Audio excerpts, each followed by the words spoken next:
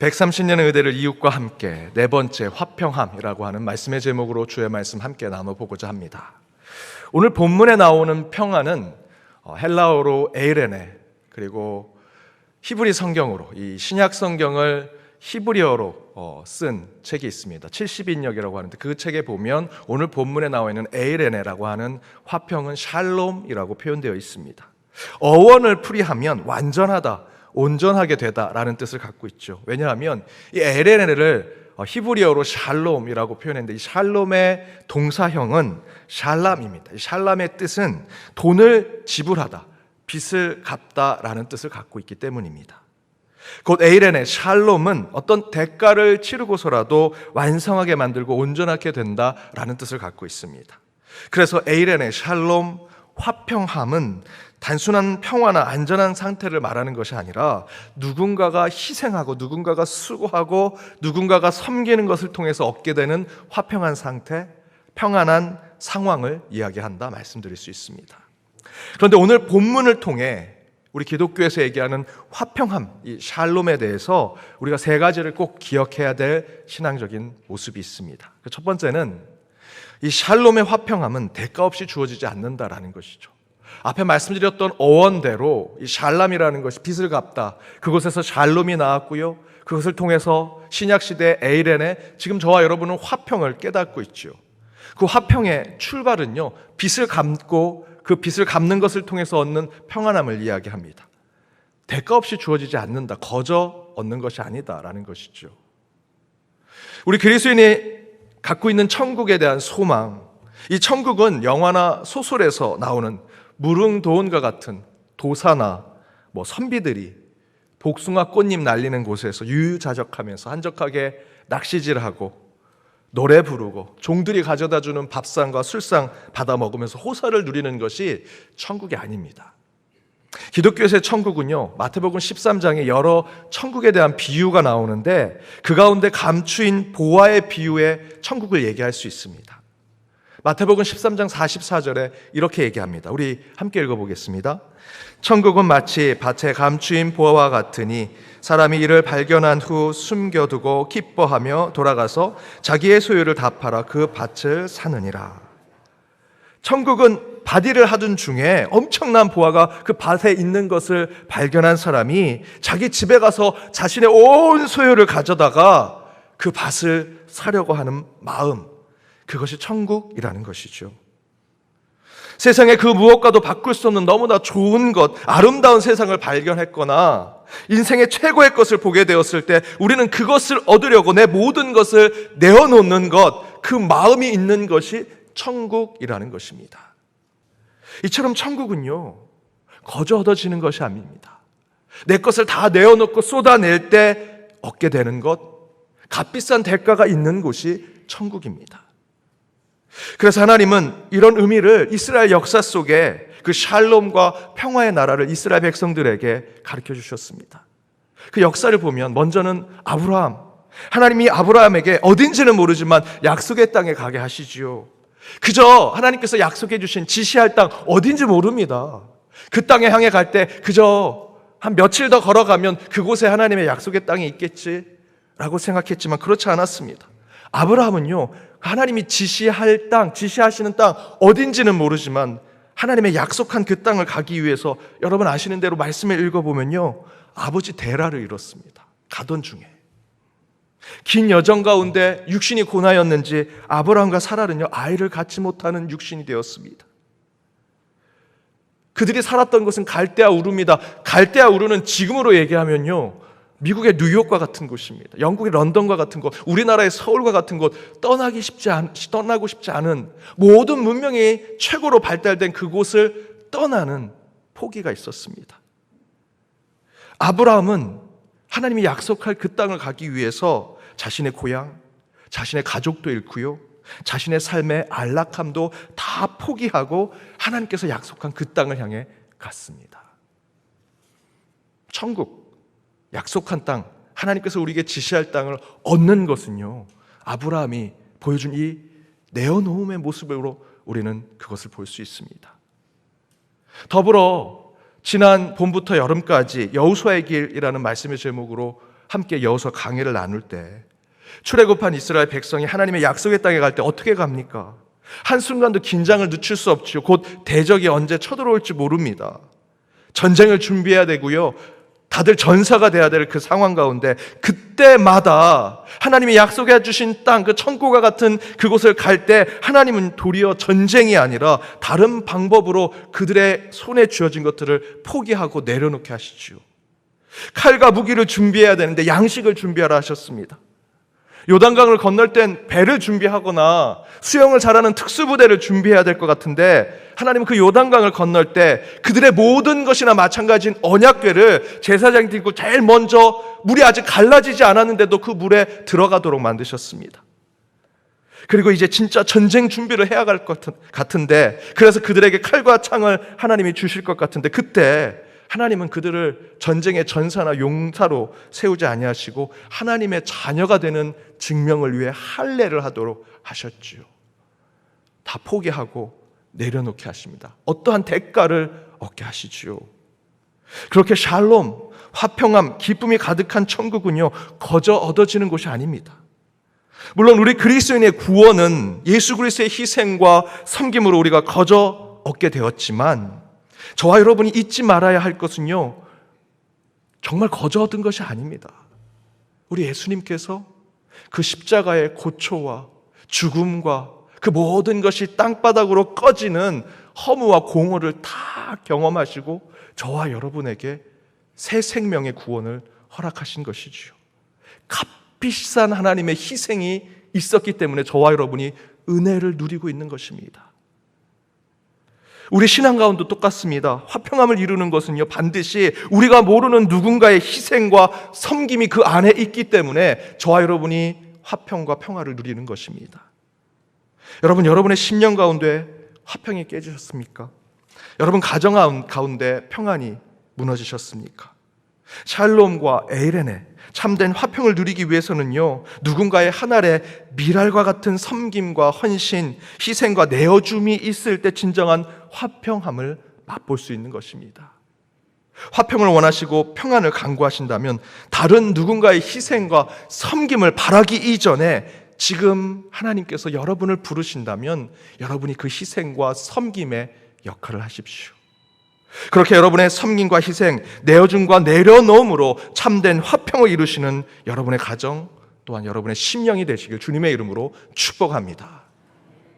두 번째 에이레네의 화평은 먼저 내 안에서 이루어진다. 나로부터 출발한다라는 것입니다.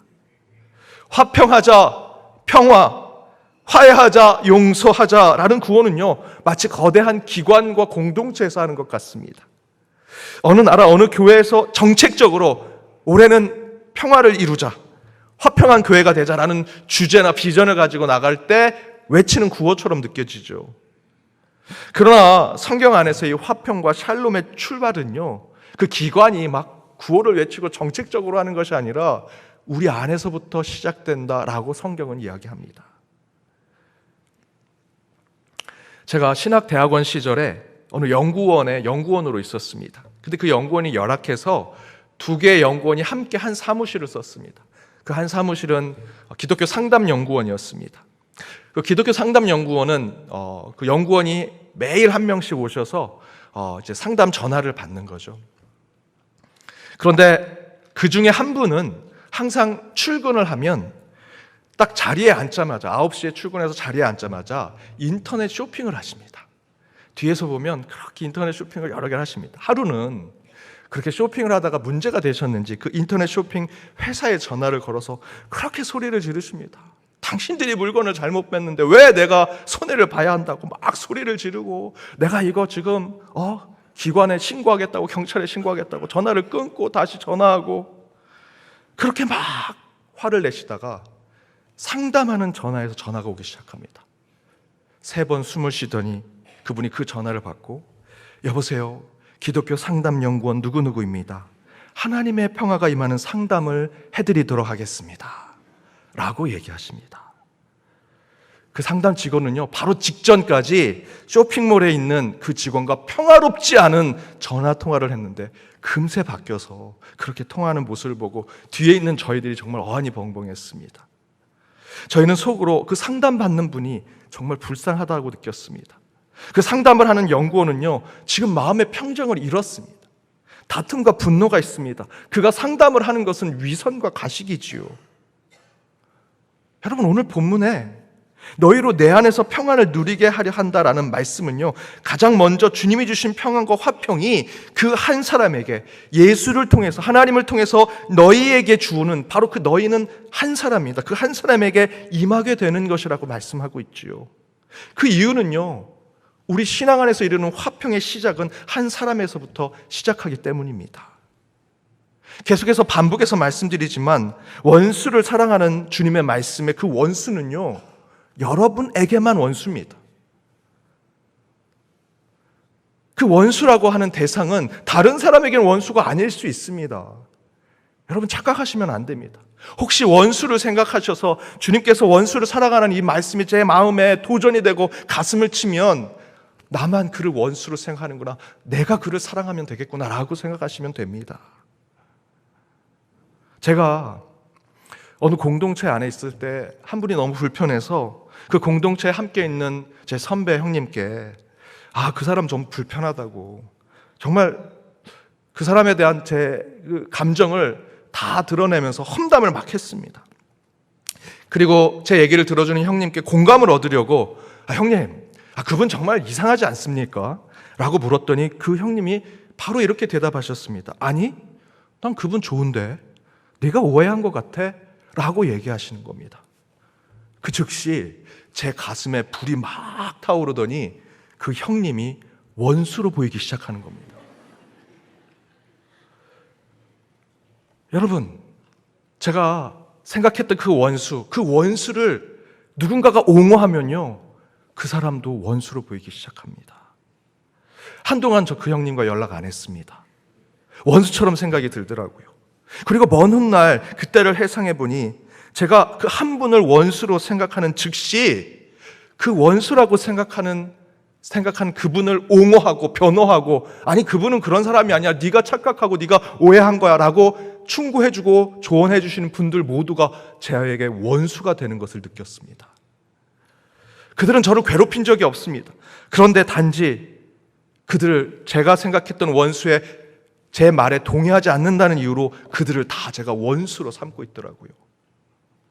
한 사람을 원수로 생각해서 미워하기 시작한 이유, 제 주변에 있는 모든 사람이 다 원수가 되는 것을 느꼈습니다. 제가 충격을 받고 회개했습니다.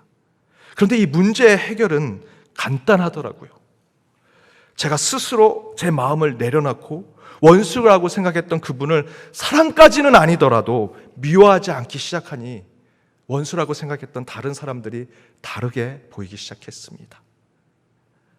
내가 변하니, 내가 그 원수를 사랑하니 다른 사람들도 다 그런 사랑의 눈으로 보이더라.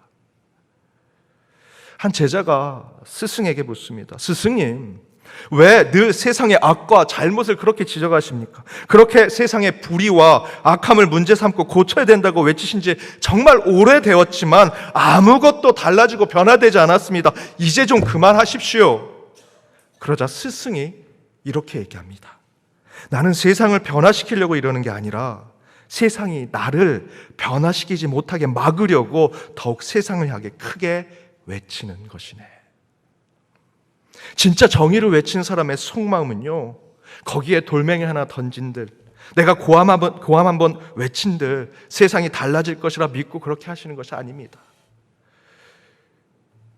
내가 의인입니다, 내가 의로운 사람입니다, 내가 좀 바꿔보겠습니다 라고 그렇게 하시는 분들은 아무도 계시지 않습니다. 정말 그들이 그렇게 세상의 의로움을 위해서 외치고 운동을 하고 그곳에 그 불의함에 함께 저항하려고 하는 이유는요, 사실 이 스승의 말대로 내가 물들지 않기 위해서, 내가 세 속에 물들지 않기 위해서 세상을 향해 그 의로움을 외친다라는 것이죠. 그렇게 내가 먼저 의로워지고 내가 먼저 정의로운 삶을 살아가고자 할 때 세상은 조금씩 변화되는 것, 그것을 깨달아서 세상을 향해 그렇게 외치고 불의함에 저항하는 것이죠. 바울이 이에 대해서 갈라디아서 6장 1절에 이렇게 얘기합니다. 우리 함께 읽어보겠습니다. 형제들아, 사람이 만일 무슨 범죄한 일이 드러나거든 신령한 너희는 온유한 심령으로 그러한 자를 바로 잡아 너를 자신을 살펴보아 너도 시험을 받을까 두려워하라. 누군가가 잘못된 일이 있다면 온유한 심령으로 그를 바로 잡으라. 너가 잘못됐어, 그렇게 하면 안 돼 라고 그들에게 권면하고 문제를 다시 해결하라는 것이죠. 그럼에도 불구하고 더 중요한 것은 그러한 상황들을 살펴보아 너도 그 문제, 그 시험에 빠지지 않도록 늘 너 자신을 돌아보라, 바울은 얘기합니다. 잘못된 일을 보았거든 지적하고 비판할 필요는 있지만 그것의 최종적인 목적은요, 내 자신이 그 세속과 죄악에 물들지 않고 시험받지 않음이다라는 것입니다.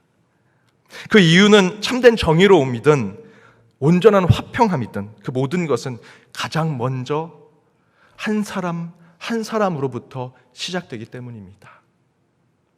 여러분, 화평한 가정을 원하시면 먼저 여러분 자신부터 화평함과 평온함을 찾으십시오.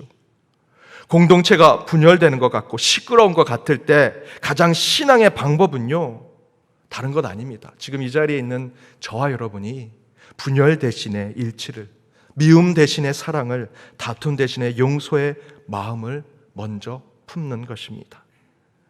그렇게 나부터 먼저 화평으로 나아가 더욱 하나님이 원하시는 우리 연동의 재단, 여러분의 가정, 여러분의 영혼이 되기를 주님의 이름으로 축복합니다.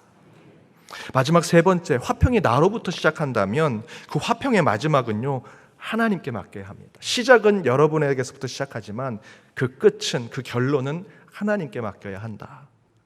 여러분, 하나님도 가장 해결하기 힘든 기도 제목이 있습니다. 뭘까요? 하나님을 보여주시면 제가 하나님 믿겠습니다 라고 하는 것 아닙니다. 우리 어르신들이 많이 기도하는 겁니다. 저 이제 살 만큼 살았습니다. 빨리 저 천국 가게 해주세요 라고 기도해 주세요. 그 기도 제목 들을 때 뒤에 이렇게 보면요, 약이 한 30통 있습니다. 우리 어르신들 빨리 천국 가게 해달라고 하면서 뒤에는 약을 관절약, 심장약 다 잡수십니다. 기도하지 마십시오. 하나님 응답 안 해주십니다. 그런 기도 제목 아니고요, 하나님이 해결 못하는 기도 제목은요, 관계에 대한 겁니다. 특별히 시어머니와 며느리의 관계, 고부간의 갈등, 이거 하나님 해결 못합니다. 예수님 부인 없으셔서 마리아 며느리 두지 못했죠. 그 상황 모르실 겁니다. 믿음 좋은 며느리가 예수 믿지 않는 시어머니께 늘 핍박을 받았습니다. 그래도 시어머니를 위해 눈물로 기도하고 특별히 찬송가 342장 너 시험을 당해 죄짓지 말고 이 찬양을 부르면서 위로받고 어떻게든 시어머니를 전도해 보려고 합니다. 그러다 어느 날 교회 식구들이 그분의 기도를 듣고 시어머니를 찾아갑니다. 어머니, 예수님 믿으시고 교회 나오세요. 며느님이 어머니를 위해 늘 눈물로 찬양하고 기도해요. 그러자 그 시어머니가 무슨 나를 위해 기도해. 나도 그 며느리 기도할 때 몰래 따라가 봤는데 그 며느리가 노래할 때마다 나 물러나게 해달라고 막 기도하던데, 무슨 노래를 불렀는데요? 그거 뭐더라? 너 시어머니를 당해 범죄치 말고 너 용기를 다해 늘 물리쳐라. 너 시어머니를 이겨 새 힘을 얻고. 시험을 시어머니로 들은 겁니다. 시자만 나와도요, 며느리가 시자만 얘기해도 시어머니로 듣는 거예요. 여러분, 이렇게 오해하는데 하나님이 어떻게 이 문제를 해결하시겠습니까? 그럼에도 불구하고 저희들은요, 화평을 위해서 기도해야 합니다. 왜냐하면 오늘 본문에서 이렇게 얘기합니다. 세상에서 너희가 환난을 당하나 담대하라. 내가 하나님이 세상을 이겨노라 증거하죠. 내가 이걸 이길 힘을 너희에게 줄게. 이 관계를 회복할 능력을 신앙 가운데, 믿음 가운데 너희들에게 줄게. 그 방법을 내가 너희들에게 허락할게. 너를 높이 세워서 그 문제를 다 해결하게 해줄게 라고 말씀하지 않으십니다. 너는 그저 담대히 기도해라. 그럼 내가 세상을 이길 것이고 주 하나님께서 세상을 이길 것이고 너는 내가 이겨 통치하는 그 세상에 살게 하겠다라고 하는 것이 오늘 본문의 말씀이지요. 저와 여러분의 문제 해결이 우리 안에 주어지는 것이 아니라 하나님께서 통치하실 이 세상, 그저 저와 여러분은 담대히 기도하면 하나님께서 통치하실 그 세상 가운데 화평함을 이룰 수 있다는 것이죠. 오직 하나님께만 의지하라는 뜻입니다. 예수님께서 무리를 걸어오시니까 베드로가 그 모습을 보고 저도 무리를 걷고 싶습니다. 그래서 베드로가 얘기하죠. 주님께서 명령하시면, 주님께서 말씀하시면 저도 무리를 걷게 되리라 믿습니다. 예수님께서 명령하셨습니다. 그래서 베드로가 물 위를 걷죠. 우리 인간은요, 무리를 걸을 수 없는 자들입니다. 그러나 말씀에 의지하고 예수님만 바라보고 가니 무리를 걷게 되죠. 그런데 베드로가 물에 빠집니다. 왜 빠졌습니까? 바람을 보고, 파도를 보고, 예수를 믿지 않고 예수를 바라보지 않으니 그 물속에 다시 빠지게 되더라. 무리를 걷기 위해서 우리가 할 수 있는 것은요, 오직 예수를 바라보고 걷는 것, 예수님이 말씀하신 그 명령대로 그 말씀을 믿고 걸어갈 때 무리를 걸을 수 있는 것이고요. 지금 저와 여러분이 살아가는 인생도 무리를 걷는 인생 아닙니까? 저희들이 할 수 있는 것은 없습니다. 우리는 무리를 걸을 수 없는 존재들이라면 저와 여러분이 할 수 있는 것은 예수님의 말씀대로 걸어가는 것. 우리가 할 수 있는 것이 아니라는 것이죠. 화평함도 똑같습니다. 우리가 할 수 있는 것이 아닙니다. 철저하게 하나님께 맡기지 않는다면 우리는 진정으로 그것을 이룰 수 없습니다. 한 목사님이 교회에 부임했습니다. 어느 한 권사님께서 너무 일을 잘하셔서 권사님 너무 잘하세요, 칭찬해 드렸습니다. 그런데 그 교회마다 이 상극인 권사님들 계시잖아요. A 권사님이 잘하면 B 권사님이 질투하고, B 권사님이 잘하면 A 권사님이 질투하고, 그 A 권사님을 칭찬해 드렸더니 B 권사님이 그 목사님은 편파적이라고 그 권사만 칭찬하고, 그 얘기를 목사가 듣고 B 권사님을 만나서 또 칭찬해 드렸습니다. 권사님 정말 잘하세요. 그랬더니 또 A 권사님이 질투에 빠져서 그 얘기를 듣고 이 목사가 도저히 내가 어디에도 왔다 갔다 할 수 없겠구나 하고 아무 말도 하지 않았습니다. 그랬더니 양쪽 권사님들이 이렇게 얘기합니다. 그 목사가 말이 없고 냉랭하고 아주 차가운 목사라고. 저희 어떻게 해야 됩니까? 이렇게 모순적이고 아이러니한 상황이 우리의 관계 속에 항상 있죠. 이거는요, 시어머니 며느리의 관계만 있는 것이 아닙니다. 여러분이 지금 겪고 있는 모든 관계 속에 이 모순과 아이러니가 있습니다. 해결하기 참으로 힘들죠. 그렇게 어려운 상황들을 겪었던 다윗은 시편에서 이렇게 얘기합니다. 55편 22절입니다. 우리 함께 읽어보겠습니다. 내 짐을 여호와께 맡기라. 그가 너를 붙드시고 의인의 요동함을 영원히 허락하지 아니하시리로다. 여러분, 여러분이 해결하지 못한 그 무거운 짐을 어떻게 하라고요? 기도하라. 하나님께 맡기라 하시지요. 그러면서 하나님께서 말씀하십니다. 너가 의인이고 너가 잘못이 없다면 세상이 너를 흔들고 요동하지 못하도록 내가 만들어주겠다. 걱정하지 마. 대신에 그 문제는 너가 해결할 수 있는 것이 아니야. 내게 맡겨. 내 짐은 내게 맡기고 기도해라 라고 말씀하십니다. 사랑하는 여러분, 화평함은 저와 여러분이 이룰 수 있는 것이 아닙니다. 하나님이 하시는 것입니다. 화평하는 참으로 좋은 말이지만 그것을 성취하고 이룰 수 있는 것은 참으로 어렵다라는 것이지요. 그럼에도 불구하고 우리는 그 화평함에 대해서 성경의 말씀대로 하나님께 기도하며 나아가야 됩니다. 그 화평함을 위해 먼저는 나부터 참된 희생과 섬김을 실천하는 신앙을 사셔야 하고요. 그럼에도 불구하고 화평은 우리가 이룰 수 없는 것이기에 하나님이 이루실 것을 믿고 오로지 하나님만 의지하고 그 화평을 위해 늘 기도하는 자의 자리를 지키십시오. 그때 하나님께서 저와 여러분의 삶, 여러분의 가정, 그리고 우리 교회를 하나님의 진정한 화평한 교회, 화평한 가정, 화평한 삶으로 이끌어 주시리라 믿습니다. 그렇게 화평함으로 130년 올 한 해를 더욱더 주님 앞에 영광을 돌리는 저와 여러분이 되기를 주님의 이름으로 축복합니다.